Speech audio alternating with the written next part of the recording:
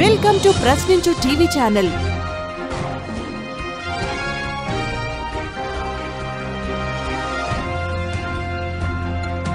అన్ని చోట్ల ఎన్నో రకాలుగా ఇబ్బందులు పడిన పరిస్థితి చూస్తా ఉన్నాం. మళ్ళా ఆదోన్లో మన కౌన్సిలర్లు మన పరంగా మన పార్టీ పరంగా నమ్మకంతో ఉంటూ ఈరోజు ప్రజలు ఇచ్చిన పదవికి న్యాయం చేసినా అని చెప్పేసి కూడా చెప్పడం జరుగుతూ ఉంది. ఎందుకంటే ఇప్పటికి కాదు, ఎప్పటికీ మర్చిపోయి ఈ కౌన్సిలర్ని ఏదున్నా ఈసారి నెక్స్ట్ కూడా వాళ్ళకి టికెట్లన్నీ కేటాయిస్తాం, ఏమి ఎలాంటి ఇబ్బంది లేదు. ఎందుకంటే ఈ నమ్మకం ఉన్న వాళ్ళు మనకు కావాల్సి ఉండేది, కానీ ఏదున్నా ఇలాంటి వారికి మళ్ళీ టికెట్లు కేటాయిస్తాం, మన పార్టీ విజయం సాధిస్తుంది. ఏదన్నా మన పార్టీ పరంగా ఇప్పటి నుంచే మనం పోరాటాలు చేసుకుంటూ పోతే రేపు కౌన్సిలర్ మున్సిపాలిటీలు కానీ పంచాయతీలు కానీ ఎంపీటీసీలు కానీ జెడ్పీటీసీ కానీ వచ్చినప్పుడు మనము ముందుంటాం. ఎందుకంటే ఇలా కార్యక్రమంలో పాల్గొంటూ ఉంటాం కాబట్టి ఏదున్నా కూడా ప్రజలకి తరపున మనం పోరాటాలు చేస్తాం కాబట్టి ప్రజలు కూడా మనకు సపోర్ట్ చేయగలుగుతామని చెప్పేసి కూడా నేను చెప్పడం జరుగుతూ ఉంది. ఇంకా దేవ ప్రెసిడెంట్గానే ఉన్నాడు, ఎందుకంటే ఇంకా ఏది కూడా ఎవరు కూడా రాసి పంపిస్తున్నాం కాబట్టి ఇంకా ఏ విధంగా కూడా ఇలాంటి పదవులు టౌన్ వరకు రాలేదు.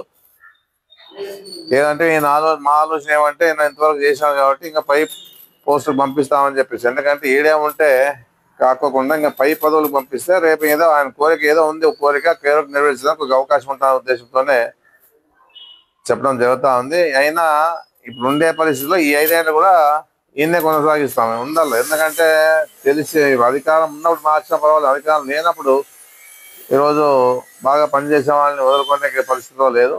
అందుకే ఏదున్నా కూడా నీది ఏదైతే నీ పార్టీ పరంగా ఏదైతే నువ్వు మొదటి నుంచి చేస్తా ఉన్నావో నీవు కూడా యాక్టివ్గా ఉంటూ గుర్తింపు తెచ్చుకోవాలి. ఇప్పుడు అధికారంలో లేనప్పుడే ఏదైనా కానీ జగన్మోహన్ రెడ్డి దృష్టికి పోవాలి మనం అంతా కూడా.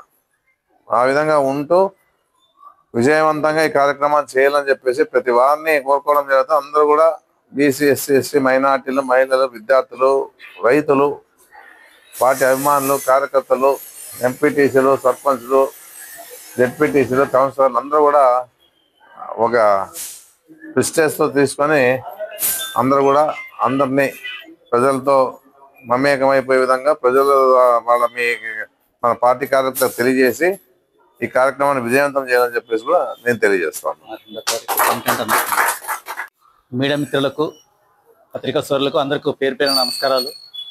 ముఖ్యంగా పార్టీ వైఎస్ఆర్ కాంగ్రెస్ పార్టీ నా మీద నమ్మకంతో మళ్ళా 4వ సారి కూడా నన్ను అధ్యక్షునిగా మన నియోజకవర్గం ఇన్ఛార్జి మాజీ ఎమ్మెల్యే సాయిప్రసాద్ రెడ్డి గారు నా మీద ఎంతో నమ్మకంతో మళ్ళా బాధ్యతలు నాకే ఒప్పుచెప్పడం వల్ల ఆయనకు నేను ఉన్నంత వరకు మా శరీరంలో ఊపిరి ఉన్నంత వరకు ఆయనకు రుణపడి ఉంటాను. పార్టీకి క్రమశిక్షణతో అందరిని కలుపుకుంటూ రాబోయే రోజుల్లో వైఎస్ఆర్సీపీ పార్టీ అధికారమే లక్ష్యంగా సాయిప్రసాద్ రెడ్డి గెలిపే లక్ష్యంగా పనిచేస్తూ రేపు 2వ తారీఖు మిగతా 24 మెంబర్స్ కమిటీని కూడా అనౌన్స్మెంట్ చేస్తూ నిత్యం ప్రభుత్వం ఏదైతే ప్రజలకు ఉచిత హామీలు ఇచ్చి అధికారంలోకి వచ్చిన ప్రభుత్వాన్ని నిలదీస్తూ వీళ్ళు ఏదైతే హామీలు ఇచ్చినారో అవన్నీ కూడా నెరవేర్చే విధంగా ఆ ప్రభుత్వాన్ని మీద ఒత్తిడి తెస్తూ ప్రజల పక్షం నిలబడుతూ నిరంతరం పోరాటాలు చేస్తూ వైఎస్ఆర్సీపీ పార్టీ ఏదైతే గతంలో హామీలు ఇచ్చిందో అవన్నీ కూడా నెరవేర్చింది. ఈ కూటమి ప్రభుత్వం అధికారంలో వచ్చిన తర్వాత ఒక్క హామీ కూడా నెరవేర్చలేదు. ఈ ప్రభుత్వం ఏదైతే హామీలు ఇచ్చిందో అవన్నీ నెరవేర్చే విధంగా వాళ్ళ ప్రజల పక్షం నిలబడి పోరాటాలు చేస్తామని, ముఖ్యంగా మన ఆదోని నియోజకవర్గం ప్రజలకు అలాగే నా అభిమానులకు వైఎస్ఆర్సీపీ కుటుంబ సభ్యులందరికీ సాయిప్రసాద్ రెడ్డి కుటుంబానికి మనోజ్ రెడ్డి అందరికీ పేరు పేరు ధన్యవాదాలు తెలుపుతూ రాబోయే రోజుల్లో సాయిప్రసాద్ రెడ్డి అన్నగారిని గెలిపే లక్ష్యంగా పనిచేస్తామని మీడియా ముఖంగా తెలియజేస్తున్నాను.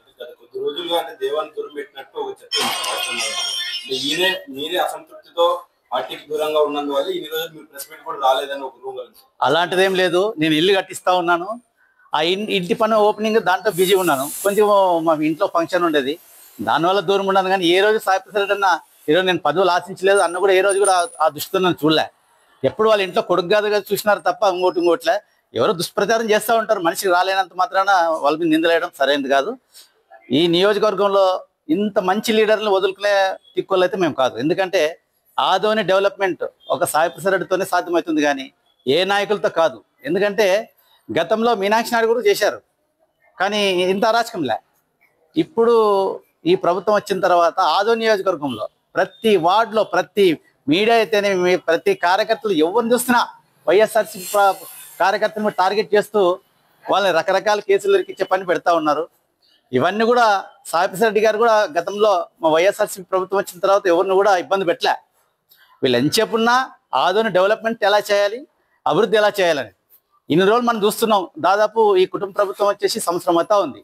ఒక్కరు కూడా ఆదోని నియోజకవర్గంలో ఆయన రాజ్నాథ్ సింగ్ నుంచి తెప్పిస్తాం నిధులు అన్నారు, లడ్డా గారితో తెప్పిస్తామన్నారు, దాదాపు 1000 కోట్లు అన్నారు, 500 కోట్లు అన్నారు. ఒక్క పథకం కూడా తేలే. ఒక్క సాయిప్రసాద్ రెడ్డి గారు మెడికల్ కాలేజ్ 475 కోట్లతో తెస్తే దాని గురించి మాట్లాడే నాదులు లేడు ఒక్కడు కూడా ఇప్పటి వరకు కూడా. గెలిచిన ప్రస్తుతం ఆదోని నియోజకవర్గానికి శాసనసభ్యులుగా ఉంటున్న పార్థసారథి గారు కూడా ఏ రోజు కూడా అసెంబ్లీలో మెడికల్ కాలేజ్ గురించి ఎత్తలే.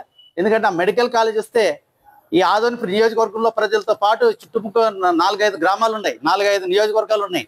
ఆ నియోజకవర్గ ప్రజలందరూ కూడా దాదాపు 100 కిలోమీటర్ల దూరం పోవాలి. ఎన్నో ప్రాణాలు పోతాయి. వాటి గురించి ముఖ్యంగా మనకు వైద్యం చాలా అవసరం.